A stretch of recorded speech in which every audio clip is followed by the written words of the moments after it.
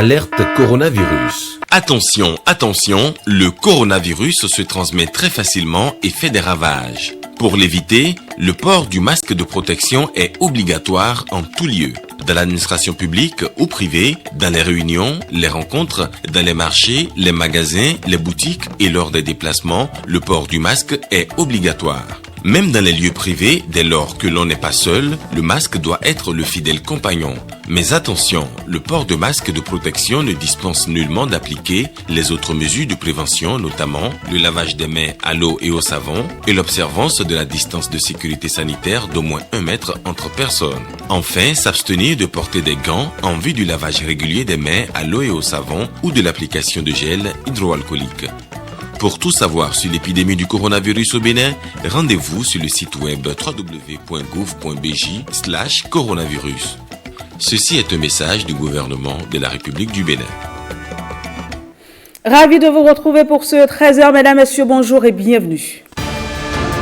À la une de cette édition, la construction de Maria Gleta 3. En prélude au lancement des travaux, les propriétaires terriens ont déjà reçu leur chèque de dédommagement.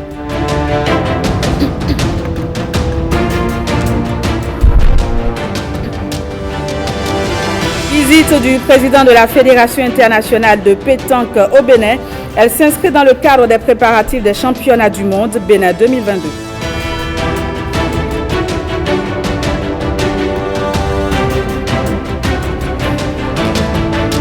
Puis fin du suspense en Côte d'Ivoire et en Guinée-Conakry, les chefs d'État Alassane Ouattara et Alpha Condé tenteront bel et bien de briguer un 3e mandat.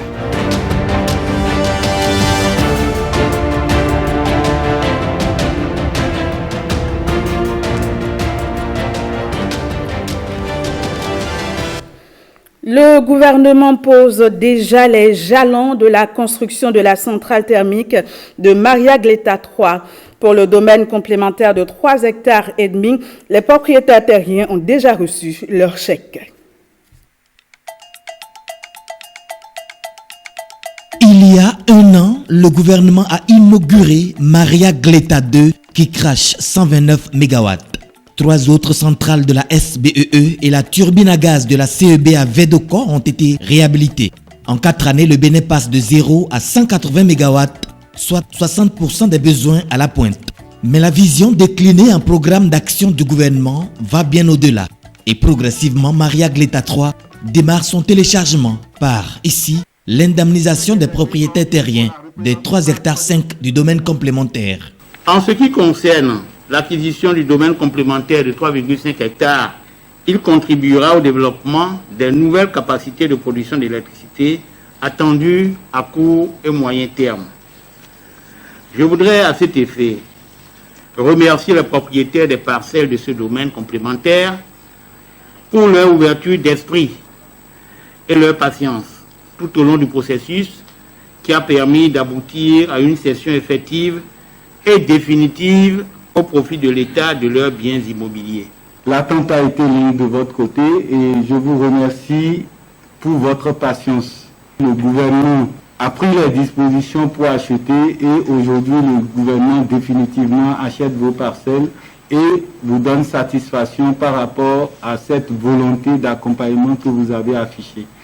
Et donc aujourd'hui, vous allez pouvoir bénéficier de vos dus dans le cadre de la cession que vous avez librement décidé de consentir avec l'État béninois. C'est le Bénin qui grandit à travers votre patience, à travers cette volonté affichée.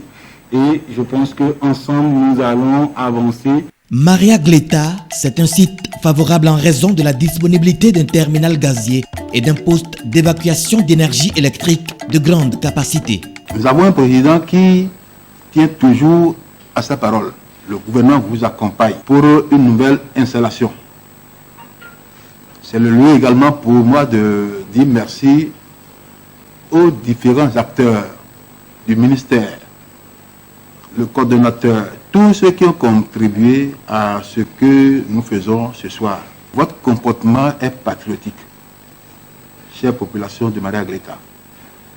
Vous avez librement accepté, concédé les domaines sollicités pour installer les machines, ce qui va nous fournir de l'énergie à plein temps. Développer nos propres capacités de production de l'énergie. Les populations sont fières du chef de l'État.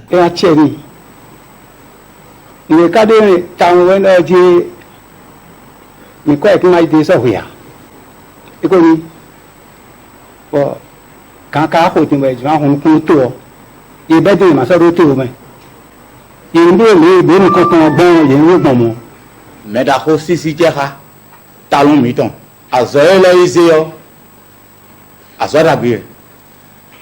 Nous combinons les petits nous bon vision ton allait des visions génie.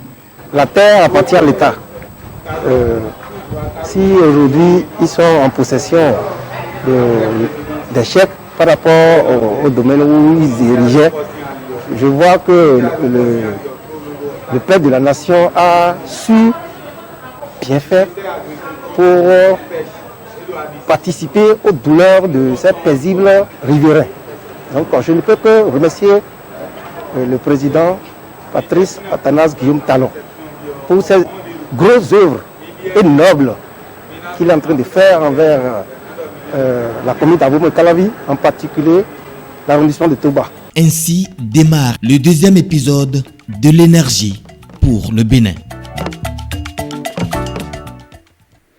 Sport à présent, le président de la Fédération internationale de pétanque est au Bénin.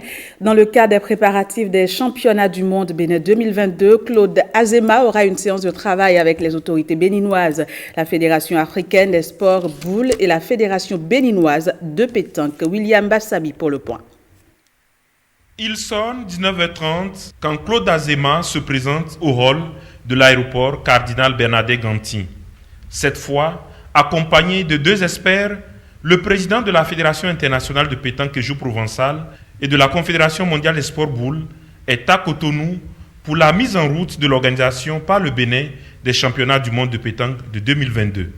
L'objet est double, c'est d'abord de vérifier la préparation au championnat du monde de pétanque 2022 qui aura lieu à Cotonou et d'en profiter pour des techniciens, un ingénieur, un économiste pour la construction d'un boulodrome couvert à Cotonou, qui servira bien sûr pour les championnats du monde, mais qui servira ensuite pour le loisir de tous les pétanqueurs béninois, pour d'autres disciplines sportives, pour d'autres animations dans la ville de Cotonou. On a rencontré hier à Paris le ministre des Sports, et là je pense qu'on va rencontrer d'autres membres du gouvernement et préparer surtout le plan technique avec toutes les entreprises locales et bien avancer sur le sujet. Événement planétaire très attendu par le peuple béninois, le gouvernement entend jouer à fond la partition qui est la sienne pour la réussite de cette fête mondiale de pétanque. Nous sommes venus accueillir le président de la Fédération internationale de sport boule dans le cadre de la présentation de la mascotte de la Coupe du Monde 2022. Comme vous le savez, le Bénin va abriter cette compétition très importante et c'est pour cela que nous sommes ici. Et avec le président, nous allons présenter cette mascotte et parler de l'organisation et surtout du boulodrome que nous allons construire très bientôt pour cette compétition. La présentation de la mascotte marque le début des préparatifs et nous comptons non seulement bien organiser cette Coupe du Monde, mais également monter sur le toit du monde, devenir champion du monde dans cette discipline. C'est notre objectif. Je tiens à dire merci à notre gouvernement et à son président, Patrice Talon, pour tout ce qu'il a entrepris déjà dans le milieu sportif béninois. C'est un honneur pour nous, un grand honneur, d'accueillir le président de la Fédération internationale de pétanque et de jeux provençal pour l'organisation du Mondial 2022. Je dis bien l'organisation du Mondial 2022. Et dans l'histoire de notre pays, le Bénin n'a jamais organisé une compétition d'envergure mondiale. C'est pour nous un privilège et un honneur de pouvoir l'organiser. L'agenda du président Claude Azéma prévoit une séance de travail ce samedi avec toutes les parties concernées, à savoir le gouvernement, la Confédération africaine des sports boules et la Fédération béninoise de pétanque.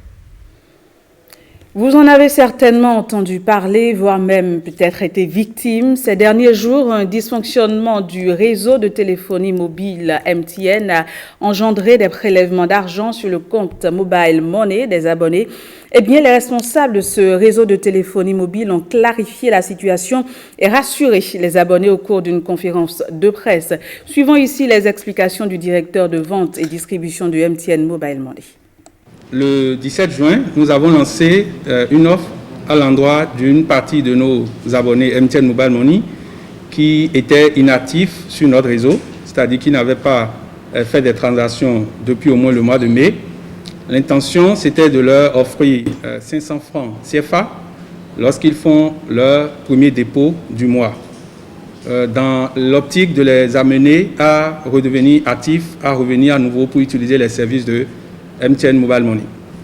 Donc, initialement, cette offre était prévue pour 1000 personnes, ce qui devait nous coûter 500 000 francs CFA. Lors de l'implémentation de l'offre, il y a eu un incident qui a fait que 607 330 personnes qui ont bénéficié de cette offre, ce qui fait donc qu'au lieu de 500 000 francs CFA, cette offre nous a coûté 512 796 500 francs CFA. Dans cette situation, donc, pour recouvrer l'argent qui a été octroyé de manière inattendue à nos abonnés, nous avons donc procédé à une opération de réajustement des fonds que les personnes qui ne devraient pas bénéficier de cette offre ont reçu. Ce que nous avons fait, c'est que nous avons envoyé à chaque fois après les débits des messages à ces personnes-là. Et dans ces messages, nous précisons les transactions, les dépôts, les montants des dépôts qu'ils ont effectués, les dates de ces dépôts-là et les bonus qu'ils ont pris donc à l'issue de ces différents dépôts-là. C'est ce que nous avons fait. Et donc, il ne s'agit pas d'argent qu'on a pris sur les comptes de nos très chers abonnés de façon indue, mais il s'agit, tel que je l'ai expliqué à l'entame, de montants qu'ils ont reçus par erreur et donc ce sont ces montants-là que nous avons décidé de récupérer. Je voudrais pour finir, au nom du directeur général de MTN Mobile Money, présenter nos sincères excuses à nos très chers abonnés pour les désagréments qu'ils ont pu avoir et les rassurer que notre objectif n'est pas de leur faire de la peine, mais c'est plutôt de travailler tous les jours à leur offrir des services qui leur rendent la vie facile. Le bilan des 60 années d'indépendance du Bénin ne se limite pas qu'aux résultats politiques, mais économiques et culturels. C'est aussi de grandes avancées dans le domaine du syndicalisme. L'ancien secrétaire général de la Confédération des syndicats autonomes du Bénin a tenté un exercice bilan de ces 60 ans de lutte au profit des travailleurs. Dieudonné Lokossou intervient ici au micro de Jean-Claude James.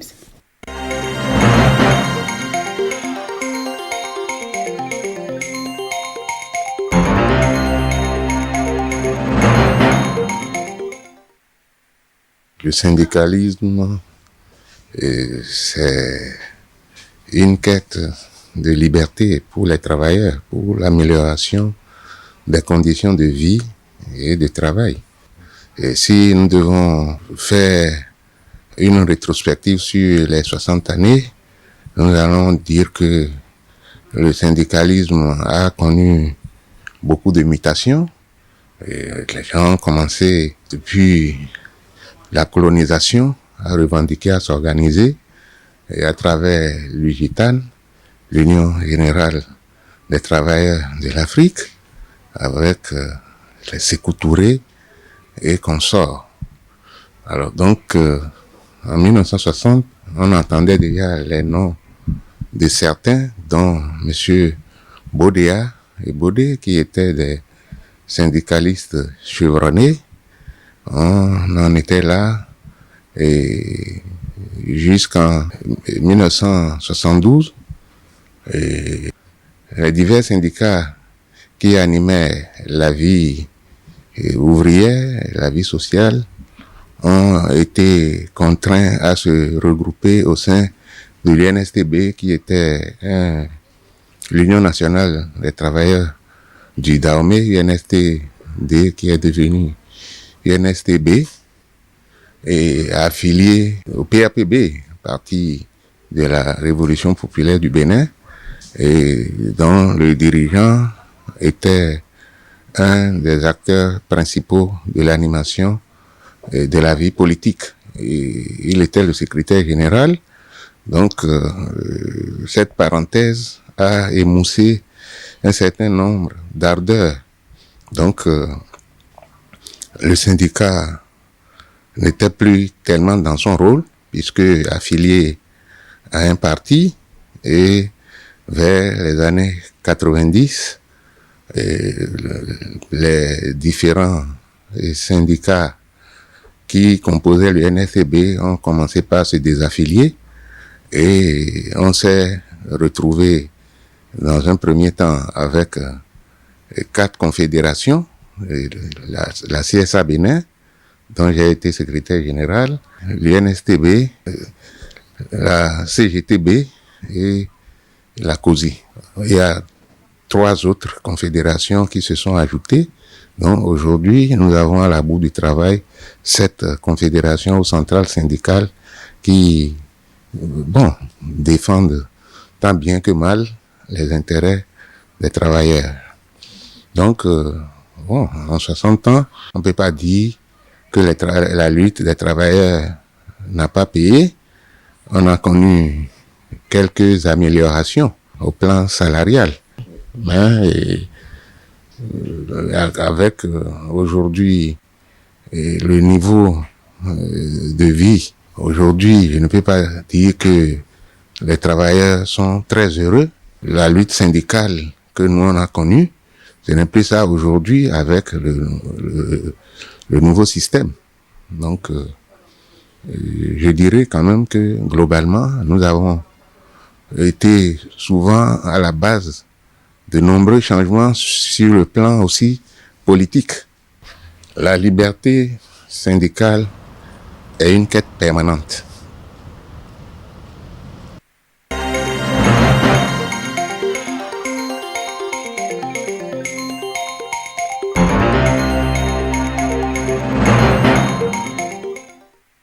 Le Syntrajab, entendez Syndicat national des travailleurs et travailleuses des services judiciaires et assimilés du Bénin, a tenu ce vendredi à Cotonou son 9e congrès ordinaire, une rencontre qui doit déboucher sur l'élection d'un nouveau bureau directeur. Lénaïk Agbazaou et Bernard Djobé.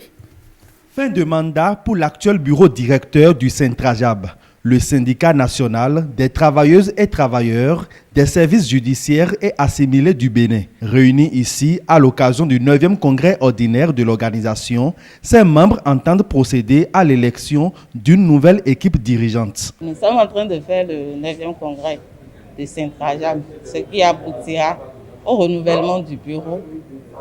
Le bureau qui est en train de finir son mandat va passer la main à un nouveau bureau qui sera procédé à l'élection des nouveaux membres du bureau qui seront au nombre de 17, dont le secrétaire général, 16 adjoints, la trésorière et les conseillers juridiques et les commissaires aux comptes. Ce congrès s'intéresse aussi à la survie de l'organisation syndicale, d'où le thème retenu pour la conférence débat de ces assises, l'avenir du syndicalisme en milieu judiciaire au Bénin. Il s'agira donc pour nous, au cours de ce congrès, de faire le bilan de la lutte syndicale à la justice, de relever les points forts et les faiblesses pour parvenir à proposer une thérapie qui redonne espoir et assure un avenir radieux au mouvement syndical, à la justice.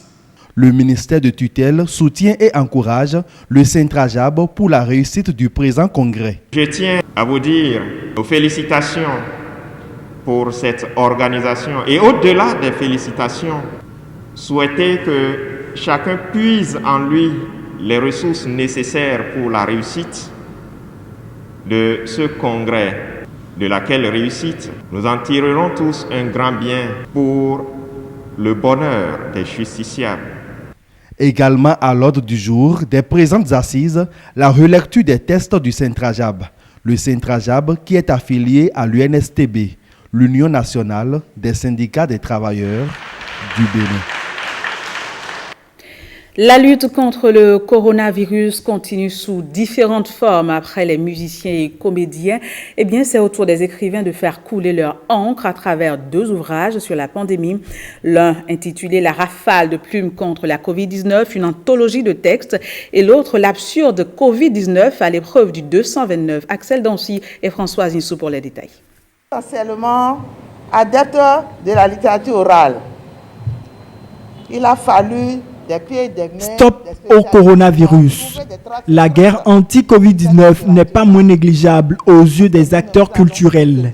Au fur et à mesure que les chiffres du mal évoluent, les armes pour combattre la pandémie se multiplient. 2 ouvrages sur la Covid-19 naissent ainsi. Moi, j'ai fait un ouvrage qui est intitulé « L'absurde Covid-19 à l'épreuve du 229, le pays du vaudou, vaincu sous le signe de Saka ». Ce n'est pas le belge ce soir parce que pour moi, il est sorti avant. Et mes amis de la fédération que je dirige ont dit, mais écoutez, nous aussi on a écrit des textes, on a envie d'écrire des textes, mais on n'en a pas suffisamment pour en faire un livre. Donc, nous avons pris alors l'initiative d'un collectif que nous avons intitulé « Rafale de plumes contre la Covid-19 ». Donc, c'est assez puissant pour que, après le lancement, on n'en entende plus parler. Une rafale de plumes déchaînée contre la Covid-19, 66 auteurs, 9 pays représentés. Une anthologie de tests sur le coronavirus fait surface. L'œuvre concourt dans les moindres lettres au réveil de la conscience africaine face à la mondialisation, face aux défis du marché international, face à la manipulation médiatique pour un retour sur soi identitaire partant de cette pandémie. L'avant-propos plante assez suffisamment ce décor. Un ras-le-bol affiché face aux objectifs économiques dissimulés sous la prétendue pandémie, face à la décimation programmée des peuples. Je cite, « La Covid-19 n'a pas été fabriquée de toutes pièces en labo pour que l'humanité se protège contre. Non, c'est pour une extermination. » Page 13. L'une des rares disciplines qui conserve davantage le passé, c'est l'écrit. Donc, raconter le coronavirus de 2019 jusqu'à 2020 dans un livre permet de laisser des traces pour les générations futures par rapport à cette pandémie qui a finalement touché notre pays en masse. À l'issue de cette cérémonie, plusieurs acteurs culturels se font décerner des tableaux d'honneur. Puis, une vente à l'américaine a mis un terme à ce double lancement. Un SOS à présent pour sauver une petite fille. Elle n'a que 3 ans et souffre atrocement depuis 1 an déjà. La petite Juliette Oké, après avoir perdu l'usage de ses yeux, voit aujourd'hui sa vie en danger du fait d'un cancer des yeux. La seule solution selon les spécialistes, c'est une évacuation sanitaire pour des soins. Attention aux images, aux âmes sensibles, les images sont choquantes.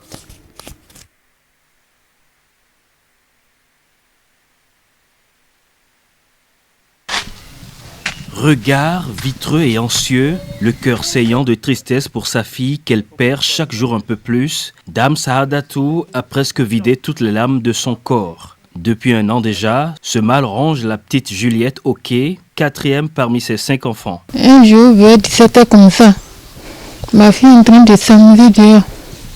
Et en même temps, elle est rentrée. Elle a commencé à faire comme ça. On ne sait pas ce qui s'est passé. 2e jour, on l'a amenée au Bethesda, chez les Blancs. Et elle a dit que les 2 yeux sont gâtés.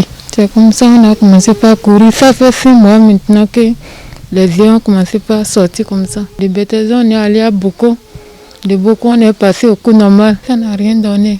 Selon l'ophtalmologue, le docteur Rodrigue Abel Assavedo, chef du service ophtalmologique du CHUD Borgou, il faut beaucoup de ressources pour assurer la prise en charge de la petite Juliette. Il s'agit du rétinoblastome, un cancer de l'œil qui se manifeste par une tumeur maligne intraoculaire de la rétine. Le stade évolutif des yeux de cette fillette de 3 ans est tel que les centres de santé du Bénin n'y peuvent plus grande chose. Quand elle a su le mal depuis février dernier, l'infirmière à la retraite Alimatou Ali a motivé l'assistanat de quelques agents du CHUD Borgou et même celui de la mairie de Parakou.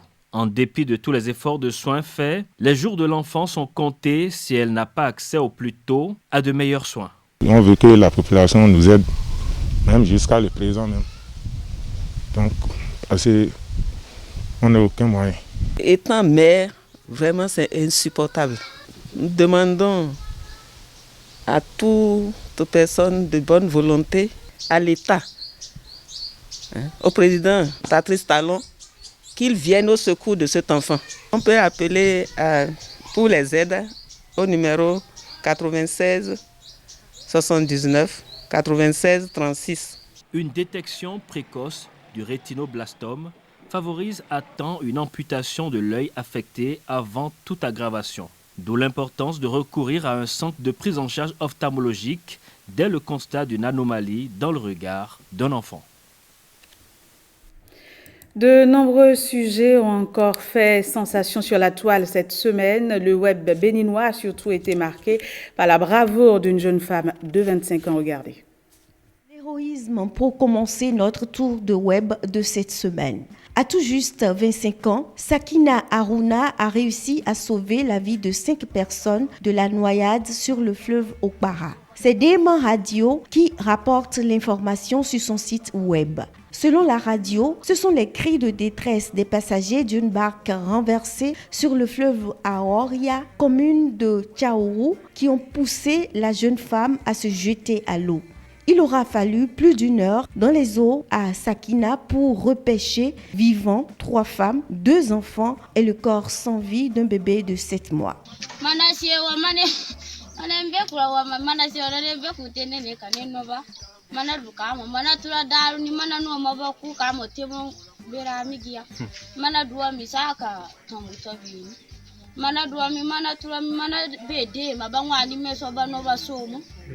Mana go gaba mana gawa mana kanda dante mini usino dante ngolo moneto mana da mana bigo ngami mono baso mo wolo mana turo suana wiboki mana turo no baneno mana kwandraye gawa mana kabena minasini. L'acte de bravoure a valu à Sakina des louanges de la part des internautes sur les réseaux sociaux. Dans leurs commentaires, ils demandent des hommages officiels à l'héroïne. Le message est parvenu à la ministre des Affaires sociales qui a aussitôt réagi. Véronique Toynfodé Mewanou a écrit sur Facebook « Passer plus d'1 heure sous les eaux à sauver des vies humaines est un acte de courage de la part de cette jeune dame qu'il importe de saluer. » La ministre a ajouté qu'un hommage particulier sera rendu à Sakina le 8 mars 2021 à l'occasion de la Journée internationale de la femme. Restons toujours dans le septentrion et plus précisément à Parakou. C'est de la cité des Kobourou, en effet, que Thibaut Ogou a entrepris un voyage à pied en direction de Cotonou avec un objectif en tête. Demander au président Talon de respecter sa promesse de mandat unique. Mais arrivé à Cotonou ce jeudi, le jeune Thibaut a reçu un accueil moins chaleureux que Ghislain Agossou, qui, souvenez-vous, avait marché de Glazoué à Cotonou pour susciter la candidature du président Patrice Talon pour un second mandat.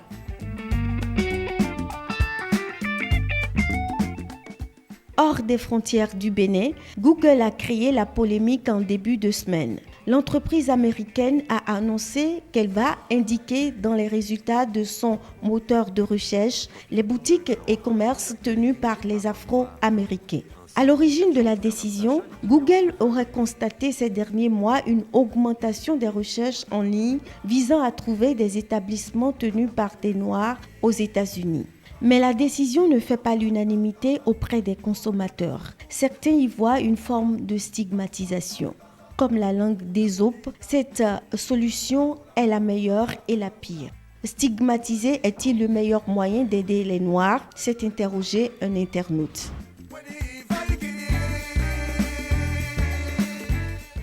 Enfin, nouvel épisode dans la guerre froide qui oppose les États-Unis à la Chine autour de l'application TikTok. Après avoir menacé de bannir l'application du sol américain, Donald Trump s'est personnellement impliqué pour une vente de TikTok à Microsoft. L'entreprise TikTok fermera aux États-Unis au plus tard le 15 septembre à moins que Microsoft ou une autre entreprise américaine ne la rachète, a menacé le président américain lundi soir. L'opération n'est pas encore conclue. Mais selon les experts, le concepteur chinois n'a plus vraiment d'autre choix s'il tient à conserver ses activités aux États-Unis.